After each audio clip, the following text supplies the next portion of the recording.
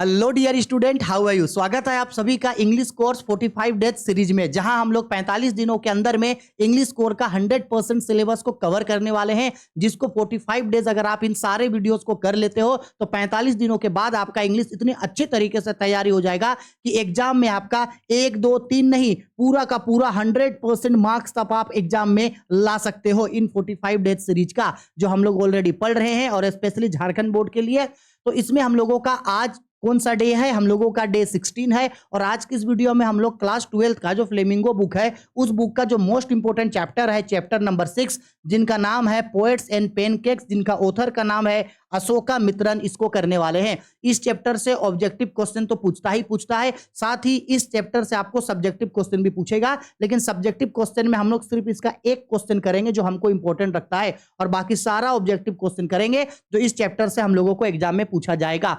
Arts commerce science, Jharkhand board के arts commerce science तीनों ही stream के स्टूडेंट का इंग्लिश और इकोनॉमिक्स सेम है। हम इंग्लिश भी पढ़ा रहे हैं, इकोनॉमिक्स भी पढ़ा रहे हैं। इंग्लिश इकोनॉमिक्स में भी वन शॉट वीडियो आ रहा है, हिंदी वालों के लिए अलग वीडियो आ रहा है, इंग्लिश वालों के लिए अलग वीडियो। तो अब हमारे साथ रह करके इंग्लिश का और इकोनॉमिक्स का 100% सिलेबस का तैयारी फ्री में करना चाहते हैं, जिसको करने के बाद इंग्लिश और इकोनॉमिक्स में एकदम मास्टर बन जाओगे। 100 में 100% मार्क्स आएगा ही आएगा एग्जाम में। तो आप बेझिझक तैयारी हमसे करो। सारा वीडियो ऑलरेडी यूट्यूब में डाल रहे हैं, सब वीडियो जाके देखो और देखते ही एग्जाम में इंग्लिश में फोड़ के रख देना। चलो, तो अब हम लोग इसको कंटिन्यू करते हैं और बात करते हैं। ये जो हमारा स्टोरी है पोएट्स एंड पेनकेक्स, इसके बारे में हम आपको समझा रहे हैं। हम पूरा डिटेल में स्टोरी नहीं समझाएंगे, आप इसका खुद वीडियो यूट्यूब में जाकर के आप खुद इसका समरी चाहो तो देख लेना। हम बस इस स्टोरी का मेन चीज आपको समझा दे रहे हैं। देखो, ये जो पूरा स्टोरी है, जिनके ऑथर हैं अशोका मित्रन, वो एक्चुअल में एक तमिल राइटर रह चुके हैं, जिनका 2017 में देहांत हो गया।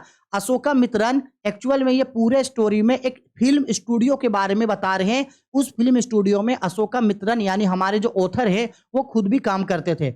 फिल्म स्टूडियो क्या होता है? तो फिल्म स्टूडियो का मतलब होता है जहां फिल्मों का शूटिंग होता है। हम लोग कोई भी फिल्म देखते हैं, चाहे 3 इडियट्स फिल्म ले लो, बाहुबली फिल्म ले लो, कोई भी फिल्म ले लो, हर फिल्म का शूटिंग स्टूडियो में ही होता है। हम लोग फिल्मों में देखते हैं ना कि हीरो जब जाता है विलन को मारता है, एक बॉक्सिंग मारता है विलन को, ऐसे यार डिशुम, तो विलन उड़ जाता है, उसके पीछे पूरा गाड़ी उड़ जा रहा है। इसके बाद जब हीरो गुस्सा होता है तो पूरा आसमान गरजने लगता है। इस तरीके का हीरो को गोली लगता है, डिशुम, हीरो मर जाता है। तो इस तरीके का जो भी काम होता है, जो भी शूटिंग वूटिंग होता है, हर चीज का शूटिंग एक स्टूडियो में ही होता है। आप कपिल शर्मा ले लो या तो फिर डांस इंडिया डांस ले लो, कुछ भी ले लो, हर शो का शूटिंग फिल्म स्टूडियो में ही होता है। तो ये जो फिल्म स्टूडियो है वो चेन्नई में सिचुएटेड है, और 1990 में ये स्टूडियो बना था। कब बना था? 1990 में। और इस स्टूडियो का नाम है जिमिनी स्टूडियो। स्टूडियो का नाम है जिमिनी स्टूडियो। 1940 में बना था। और एस वेजन जो है इस जिमिनी स्टूडियो के ओनर हैं। और साथ ही साथ अशोका मित्रन जो हैं वो जिमिनी स्टूडियो में काम करते हैं। और उनका काम होता है जैसे कि जो भी न्यूज आर्टिकल, न्यूज पेपर होता है, उन सबको काट काट के एक जगह कलेक्ट करके रखना, फोटोग्राफी करना, और उन सबको काट काट के एक जगह कलेक्ट करना। उस स्टूडियो में उनके अलावे बहुत सारे बाकी लोग भी काम किया करते थे। कुछ कुछ मेन कैरेक्टर के बारे में जानना है। उस स्टूडियो में एक और लड़का था जो काम करता था, जो सुब्बू था। सुब्बू बहुत ही ज्यादा टैलेंटेड था, उसके पास मल्टी टैलेंटेड स्किल था। उसको एक्टिंग भी अच्छा खासा करने आता था, उसको डायलॉग बोलना भी अच्छा खासा आता था, स्क्रिप्ट लिखना भी अच्छा खासा आता था। तो वो बहुत ही ज्यादा फेमस था और वो बहुत ज्यादा मल्टी टैलेंटेड था, इसलिए हर कोई उसका काम को बहुत ज्यादा पसंद किया करता था। उसके बाद उसी स्टूडियो में एक और लड़का था जो काम किया करता था। वो जो है उसका भी काम वैसा ही था, वो भी वैसे ही टैलेंटेड था, वो भी काम अच्छा करता था। लेकिन जितना ज्यादा सक्सेस और बॉस के जितना ज्यादा क्लोज ये सुब्बू था, उतना ज्यादा क्लोज ये लड़का नहीं था। तो इसकी वजह से ये लड़का जो है ये सिब्बू को पसंद नहीं करता था। ये लड़का सुब्बू से डरता था। और ओथर को और ये लड़का को ये लगता था कि सिब्बू चूंकि कास्ट से ब्राह्मण है, इस वजह से जो है वो बॉस के ज्यादा क्लोज है। इस तरीके सोचता था। इसके बाद उस स्टूडियो में क्या होता है, किस तरीके से स्टूडियो में शूटिंग होता है, स्टीफन स्प्लेंडर भी यहाँ आते हैं स्पीच देने के लिए, साथ ही साथ स्टूडियो में किस तरीके से लोग मेकअप सेकअप करके तैयार होते हैं, किस तरीके से स्टूडियो में रिकॉर्डिंग करते हैं, कैसा स्टूडियो का माहौल रहता है, ये सारे चीजों के बारे में जो है ऑथर जो है अशोका मित्रन बताते हैं। और एक्चुअल में ये सारा जो स्टोरी पोएट्स एंड पेनकेक्स, ये जो स्टोरी वो बताए हैं, एक्चुअल में ये सारा स्टोरी अशोका मित्रन का एक बुक लिखा हुआ था, year with my boss, a year with my boss, a year with my boss. उस बुक का एक छोटा सा एक्सट्रैक्ट निकाल करके पोएट्स एंड पेनकेक के रूप में बताया गया है। और ये जो पोएट्स एंड पेनकेक है, एक्चुअल में ये कोई नाम नहीं है। पोएट्स एंड पेनकेक सुन के मत समझ लेना कि केक है। पोएट्स एंड पेनकेक कुछ नहीं है, बस एक मेकअप मटेरियल है। पोएट्स एंड पेनकेक्स क्या है? एक मेकअप मटेरियल्स है। जैसे इस फिल्म स्टूडियो में सब लोग मेकअप सेकअप करके रेडी होते हैं ना, तो मेकअप सेकअप करने के लिए एक बहुत ही ज्यादा फेमस किट है, जैसे कि मेकअप सेकअप करना है। अब हमको तो पता नहीं क्या क्या होता है, ब्लीच लगाना है, फाउंडेशन करना है, आईब्रो लगाना है, पता नहीं क्या क्या है, लिपस्टिक वगैरह। तो ये जो मेकअप मटेरियल है, उसी मेकअप मटेरियल का नाम है यहाँ पे पोएट्स एंड पेनकेक्स, जिसमें जिमिनी स्टूडियो में जितना भी एक्टर्स लोग, जितने भी एक्ट्रेस लोग, जितने भी आर्टिस्ट लोग जिमिनी स्टूडियो में काम करते थे, वो सभी लोग मेकअप करने के लिए इसको यूज करते थे। तो बेसिकली इस स्टोरी में इन्हीं सब चीजों के बारे में पूरा स्टोरी घूमा है। चाहे तो आप इसका वीडियो समरी देख लेना, नहीं देखना है तो हम जितना अभी बोले और जितना ऑब्जेक्टिव कराएंगे, जितना हम आपको मेन कैरेक्टर देंगे, उतना कर लेना, हो गया। उससे ज्यादा कुछ नहीं करना है, ठीक है। चलो आओ, अब हम लोग एक एक करके करते हैं। आपको अगर ऑथर के बारे में पढ़ना है तो पढ़ सकते हैं। अशोका मित्रन, जो एक क्या रह चुके हैं, तमिल राइटर रह चुके हैं। उन्होंने एक बुक लिखा था, ईयर विथ माय बॉस। इसी का एक पार्ट जो है उन्होंने इसी स्टोरी का एक पार्ट जो है उन्होंने इस स्टोरी के रूप में बताया है। ये पूरा स्टोरी जो है वो जिमिनी स्टूडियो के में घूमा है, यानी उस पूरा इंडस्ट्री का नाम है, स्टूडियो का नाम है जिमिनी स्टूडियो, जो कहाँ सिट्यूटेड है? चेन्नई में सिट्यूटेड है, ठीक है। आपको अगर ऑथर के बारे में पढ़ना होगा तो हम दिखा दे रहे हैं, आप चाहे तो इसका स्क्रीनशॉट लेकर के रख सकते हो। ये स्टोरी का थीम है, ठीक है। अगर थीम पढ़ना होगा बाद में तो स्क्रीनशॉट लेकर रख लो, और थीम पढ़ना होगा तो आप इसको पढ़ लेना। अदरवाइज हम जितना अभी बताएंगे उतना कर लेना, हो जाएगा ये चीज। ये अबाउट द स्टोरी, स्टोरी के बारे में थोड़ा सा इंट्रो है। If you want to read then you can read it. Main चीज हम स्टोरी का बताते हैं, मेन कैरेक्टर। हाँ जी, स्टोरी में कौन कौन मेन कैरेक्टर हैं? तो भाई साहब, स्टोरी में सबसे पहला जो मेन कैरेक्टर है वो हम लोगों के खुद ऑथर है, जिनका नाम है अशोका मित्रन। ये भी इस स्टूडियो में काम करते हैं। अशोका मित्रन जो है वो नरेटर है इस स्टोरी के। अशोका मित्रन जो है वो जिमिनी स्टूडियो में काम करते हैं। और अशोका मित्रन जो है उसका काम होता है कि जितना भी, जैसे कि कोई भी न्यूज है, कोई भी आर्टिकल्स है, या तो फिर कोई भी फोटोग्राफ है, फोटोस है, उन सभी लोगों को काट काट करके चिपकाना, ठीक है, एक जगह कलेक्ट करके रखना, ये उनका काम है, ठीक। स्टोरी का जो दूसरा मेन कैरेक्टर है वो एक लड़का, नहीं बोले, एक लड़का है जो कि स्टूडियो में काम करता है, जो खुद भी टैलेंटेड है और ऑफिस में कई तरीके का काम वो करता है। और पूरा जिमिनी स्टूडियो में कई सारा जो काम होता है उस काम को करने में ये लड़का भी काफी ज्यादा मदद करता है। लेकिन इस स्टोरी में जो दूसरा सबसे मेन कैरेक्टर है उसका नाम है सुब्बू। सुब्बू का पूरा नाम है कोथामंगलम सुब्बू, ठीक है, कोथामंगलम सुब्बू। क्या नाम है भाई? कोथामंगलम सुब्बू, ठीक है। ये कोथामंगलम सुब्बू जो है ये मेन कैरेक्टर है इस स्टोरी का, जो बहुत ही ज्यादा मल्टी टैलेंटेड है, जो कई तरीके का एक्टिविटी जिमिनी स्टूडियो में ये करता है। जैसे एक्टिंग हो गया, या तो फिर कविताएं लिखना, स्क्रिप्ट राइटिंग करना, डायरेक्टिंग करना, कई सारा काम उसको आता है। और ये हमेशा नया नया आइडियाज लेकर के बॉस के सामने, यानी कि एसएस बेजन के सामने जाता है, और उसका यही काम का काफी ज्यादा लोग तारीफ करता है। और इसी से जलने वाला होता है वो लड़का, जो थोड़ा सा भी सुब्बू को पसंद नहीं करता है, ठीक है। उसको लगता है कि सुब्बू जो है एक ब्राह्मण है, ब्राह्मण फैमिली से बिलोंग करता है, इसलिए उसको उतना ज्यादा पसंद किया जाता है उसके काम को। इसके बाद स्टोरी में जो है वो मेकअप डिपार्टमेंट का भी जिक्र किया गया है, किस तरीके से लोग मेकअप सेकअप करते हैं, किस तरीके से लोग तैयार होते हैं। और वो जो जिमिनी स्टूडियो है ना, उस जिमिनी स्टूडियो में अलग अलग कंट्री, लगभग शायद 25 कंट्री का लोग जो है वहां पे काम करते हैं। कई अलग अलग तरीके के आर्टिस्ट लोग जो है वहां पे काम करते हैं। और पूरा का पूरा जो मेकअप रूम है, जहां पे मेकअप सेकअप करते हैं, वहां पे देख करके मेकअप रूम को तो ऐसा लगता है कि मान लो कि वो सैलून है। सैलून में जैसे इधर उधर बाल फेंका हुआ रहता है ना, वैसे लगता है देख करके ऑथर को। इसके बाद चूंकि स्टोरी है तो स्टोरी में फिल्म इंडस्ट्री है तो एक थोड़ा सा इंट्रोडक्शन यहाँ पे लॉयर का भी होगा आप लोगों का। लॉयर का काम होता है यहाँ पे जो भी लीगल फॉर्मेलिटीज वाला काम है वो सब देखने का काम लॉयर करता है। और ये एस विजन जो है इस हमारा जो जिमिनी स्टूडियो है उस जिमिनी स्टूडियो का कौन है, ये ओनर है। ठीक है, एस विजन नाम याद रखना, क्वेश्चन में पूछेगा।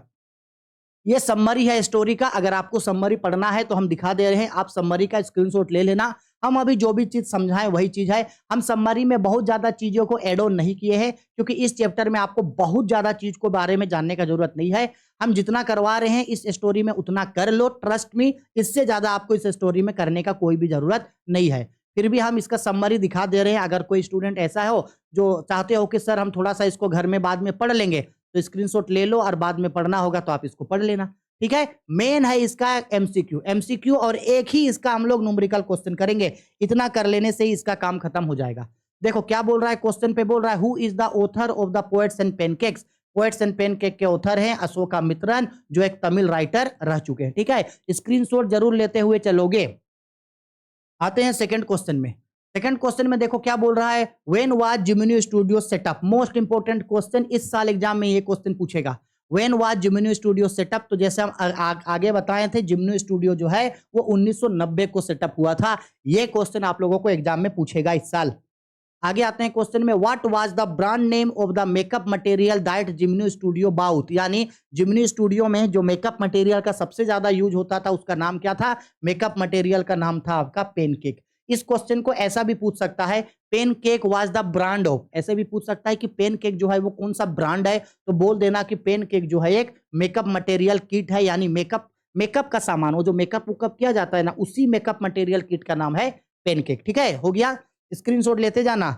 आगे आते हैं क्वेश्चन नंबर 4 पे, who was Greta कार्बो। Who was Greta Garbo. Actual में ग्रेटा गार्बो जो है वो एक स्वीडिश यानी स्वीडन की एक्ट्रेस है और साथ ही साथ वो ऑस्कर विनर भी रह चुकी है। ठीक है, इसका भी इंट्रोडक्शन इस स्टोरी में हुआ है। ठीक है, तो इसका राइट आंसर होगा option number A.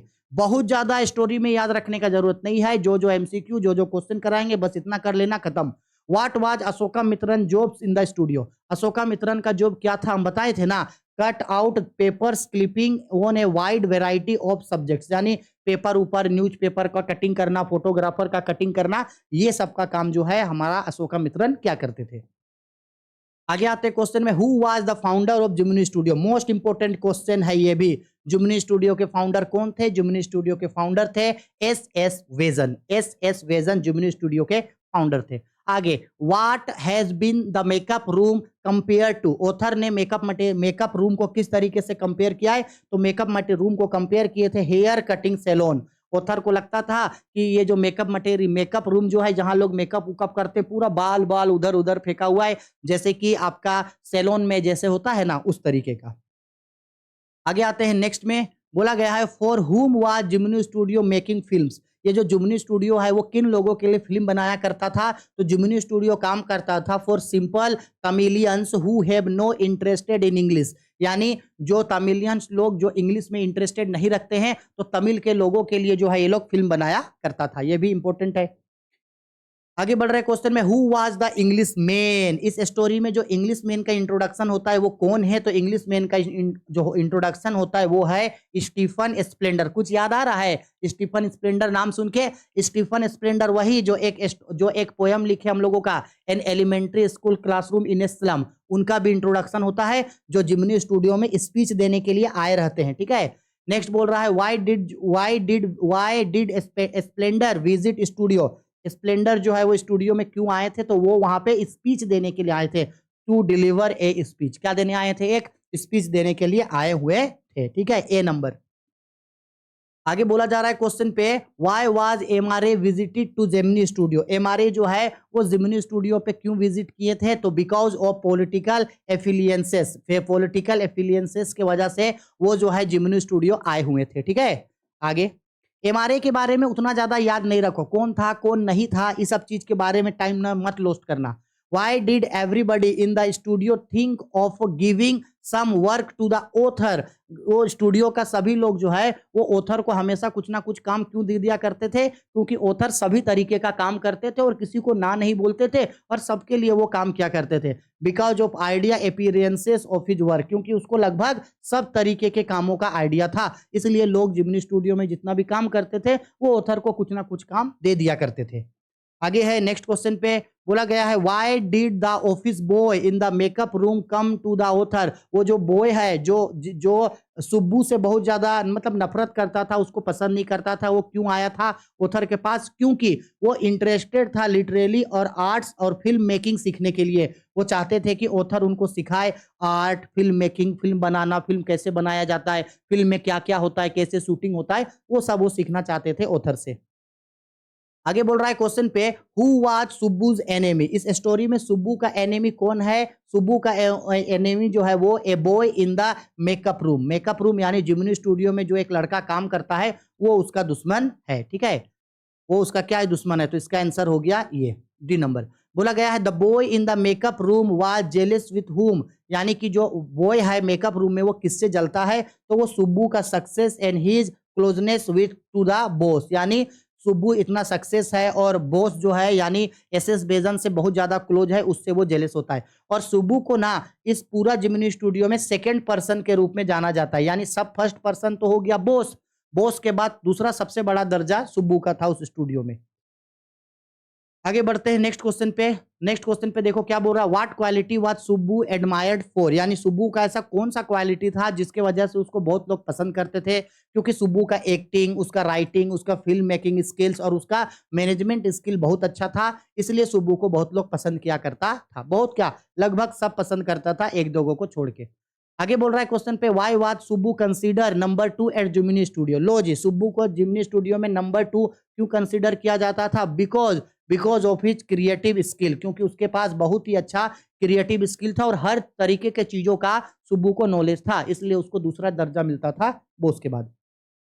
Next question पे बोला गया है which plays were presented by MRA in Madras, यानी कि जो एमआरए कमिटी जो आया हुआ था उस जिम्नी स्टूडियो में, उन्होंने कौन सा गेम खेला? तो वो खेले थे जेथम valley and the forgettable factors, ठीक है, ये स्टोरी ये खेल उन्होंने खेला था। नाम याद रखना ना, बस क्या होता है क्या नहीं होता है इतना माथा खराब मत करना इसमें। How was the Gemini studio influence by the plays stage by MRA? MRA जो प्लेज खेल रहा था उससे वो बहुत ज्यादा इंस्पायर क्यों था? तो उससे इंस्पायर इसलिए था क्योंकि क्योंकि आपका they imitated their sets and customs, ठीक है, इसलिए ऑप्शन नंबर डी। आगे नेक्स्ट क्वेश्चन पे आते हैं। बोल रहा है what is the example of national integration in the post poets and pancake, यानी नेशनल इंटीग्रेशन का मतलब है ऑथर बोलते हैं कि ये जो हम लोगों का जिम्नी स्टूडियो है, ये जो मेकअप डिपार्टमेंट है, इसमें अलग अलग तरीके के लोग, अलग अलग देशों के लोग यहाँ हैं और सब लोग एक ही काम के लिए काम कर रहे हैं, इसलिए makeup department of Jimny studio उसको क्या बोला गया है? नेशनल इंटीग्रेशन का मतलब होता है ऐसा लगता है कि पूरा देश का लोग यहीं आकर के बस गया है, अलग अलग देशों का, ठीक है। आगे बोल रहा है क्वेश्चन पे why does the author comes to know that the English author was Stephen Spender? Author को कैसे पता चला था स्टीफन स्प्लेंडर के बारे में? तो स्टीफन स्प्लेंडर का जो बुक था, जो पोयम था, उसमें उसका फोटो था, इससे वो पहचाना था उसको। From the book written by him which had his photograph, यानी कि स्टीफन स्प्लेंडर ने जो बुक लिखा था उस बुक में स्टीफन स्प्लेंडर का फोटो था, ठीक है। आगे बोला गया how was Kothamangalam Subbu treated in the Gemini studio? Kothamangalam Subbu को यानी सुब्बू को जिम्नी स्टूडियो में किस तरीके से ट्रीट किया जाता था? तो बहुत ही ज्यादा उसको विथ हाई रिस्पेक्ट, उनको बहुत ज्यादा रिस्पेक्ट मिलता था जिम्नी स्टूडियो में, क्योंकि वो उसके पास बहुत ज्यादा नॉलेज, बहुत ज्यादा स्किल था और हर कोई उसके स्किल, उसके नॉलेज को एडमायर किया करता था, ठीक है। आगे आते हैं नेक्स्ट में बोल रहा है why was Subbu termed as many sided genius? Story में सुब्बू को मेनी साइडेड जीनियस के रूप में किस तरीके से बताया गया है? क्योंकि सुब्बू के पास बहुत ज्यादा अच्छा और क्रिएटिव आइडियाज था, option number D, because of his ability to create and management several things, उसको कई सारे चीजों का नॉलेज था और वो मैनेजमेंट बहुत अच्छा किया करती थी सभी चीजों का। ये भी इंपॉर्टेंट क्वेश्चन है। बोल रहा है क्वेश्चन में how many people were there in the MRA group. MRA group में लगभग कितने पीपल हैं जो काम किया करते थे, तो लगभग 200 पीपल थे जो लगभग 20 अलग अलग नेशंस के थे, यानी 20 अलग अलग देशों के लगभग 200 लोग जो है ये आरएमए ग्रुप में काम किया करते थे। आगे बोल रहा है when did MRA visited Madras. ये भी बहुत इंपॉर्टेंट क्वेश्चन है कि एमआरए जो है वो मद्रास कब विजिट किया था, तो एमआरए जो है वो मद्रास विजिट किया था 1952 को। याद जरूर रखना, इंपॉर्टेंट क्वेश्चन है, कब विजिट किया था, 1952 को विजिट किया था। आगे बोल रहा है what thing attracted the audience in the plays stage by MRA. वो स्टेज हुआ था their sets and their customs, क्योंकि वो उनके सेट्स और उनके कस्टम से बिलोंग करते थे। ठीक है, यानी जो एमआरए जो प्रोग्राम करने के लिए आया था ना, वो उनके अपने सेट्स उनके अपने कस्टम से वो रिलेटेड थे, इसलिए। 27 नंबर छोड़ दो, इसको पढ़ना नहीं है। 28 नंबर क्वेश्चन में क्या बोल रहा है what does the expressions their misery means. इसका मतलब होता है discomfort to the actors in the makeup room. इसका मतलब होता है मिजररी का मतलब होता है जैसे कि सहमा हुआ होना या तो फिर खुल के, जैसे कि मेकअप मटेरियल में जो मेकअप रूम में जो भी लोग तैयार होते थे, जो भी आर्टिस्ट तैयार होते थे, वो लोग उतना ज्यादा खुल करके नहीं रहते थे, वो लोग डिस्कम्फर्ट रहते थे वहां पे। आगे आते हैं 29 नंबर पे who was heading the makeup material department. Makeup material department को कौन हेड कर रहा था, एक बंगाली हेड कर रहा था और आगे जाकर के उसको एक महाराष्ट्रियन ने संभाल लिया। ठीक है, option number D.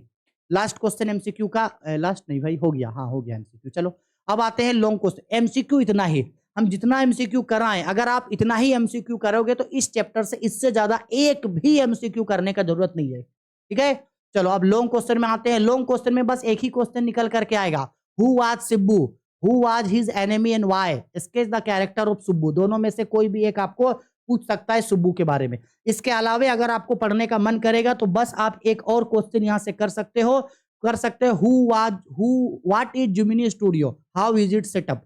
Gemini studio के बारे में अगर आपको लिखना है तो आप लिख सकते हो, बस ये 2 क्वेश्चन। नहीं तो अगर आप सिर्फ ये एक क्वेश्चन भी करोगे तो आपका काम चल जाएगा। चलो जी, सुब्बू के बारे में पूछ रहा है तो जो हम स्टोरी में सुना है सेम वही है। सुब्बू जो है उसका पूरा नाम था कोठामंगलम सुब्बू, और उसको जिमिनी स्टूडियो में सब कोई पसंद किया करता था और वो जिमिनी स्टूडियो में बहुत ही ज्यादा उनको रिस्पेक्ट मिलता था। सुब्बू का जो जन्म है एक ब्राह्मण परिवार में हुआ था। ठीक है, और उस सुब्बू जो है आपका ये उस पूरा जिमिनी स्टूडियो में वो सेकंड नंबर पोजीशन पे था, मतलब कि सेकंड नंबर पे वो था। बॉस के बाद सबसे ज्यादा लोग उसका रिस्पेक्ट किया करता था। वो बहुत ही ज्यादा कूल, बहुत ही ज्यादा काम, सबका मदद करने वाला, बहुत ही ज्यादा मल्टी टैलेंटेड लड़का था, जिसमें से उसको फिल्म हो गया, एक्टिंग हो गया, डायरेक्टिंग हो गया, मॉडलिंग हो गया, स्क्रिप्ट राइटिंग हो गया, कई तरीके का चीज वो काम किया करता था, इसलिए जिमिनी स्टूडियो में उसको खासा पसंद किया जाता था। ठीक है, यही चीज लिखे हैं कोठामंगलम सुब्बू के बारे में। स्क्रीनशॉट इसका ले लो, ले लो। ठीक है, हम अभी और थोड़ा ऊपर उठा दे रहे हैं, स्क्रीनशॉट ले लो, ले लो। स्क्रीनशॉट हो गया, थोड़ा सा और ले लिए। बस इतना ही इसके बारे में हम इस चैप्टर में हम लोगों को पढ़ना है। इससे ज्यादा इस चैप्टर में और कुछ भी पढ़ने का जरूरत नहीं है। अगर आप इतना कर लिए तो बस हो गया। इस चैप्टर में इतना से ही आपका क्वेश्चन पूछेगा और 100% हम आप लोगों को लिख के भी दे देते हैं कि इस चैप्टर में इससे बाहर से कोई क्वेश्चन नहीं पूछेगा। हाँ, ऐसा हो सकता है कि एक सब्जेक्टिव क्वेश्चन जो बोले जिमिनी स्टूडियो के बारे में वो पूछ सकता है, लेकिन एमसीक्यू तो नहीं, इससे बाहर एक भी एमसीक्यू नहीं पूछेगा। और मोस्ट इंपोर्टेंट जो सब्जेक्टिव क्वेश्चन बताए हम वो तो भाई मोस्ट इंपोर्टेंट है, अगर पूछना रहा तो पूछेगा। ठीक है, बस हो गया। इसका समरी देखना है तो आप समरी जाकर के इसका देख सकते हो। ठीक है, चलो वीडियो पसंद आई है तो लाइक करो, शेयर करो और प्लीज आर्ट्स कॉमर्स साइंस तीनों ही स्ट्रीम के स्टूडेंट तक वीडियो को पहुंचाओ, क्योंकि झारखंड बोर्ड में आर्ट्स कॉमर्स साइंस तीनों ही स्ट्रीम के स्टूडेंट का इंग्लिश इकोनॉमिक्स एक ही है। हम पढ़ा रहे हैं 100% सिलेबस के लिए पढ़ा रहे हैं, तो ज्यादा से ज्यादा वीडियो को शेयर करो और ज्यादा से ज्यादा दोस्तों तक पहुंचाओ, क्योंकि अब ज्यादा समय नहीं है, 15 दिन बीत चुका है, कुछ ही दिनों के अंदर हम लोगों का पूरा इंग्लिश खत्म हो जाएगा। ठीक है, चलो बाय, टेक केयर।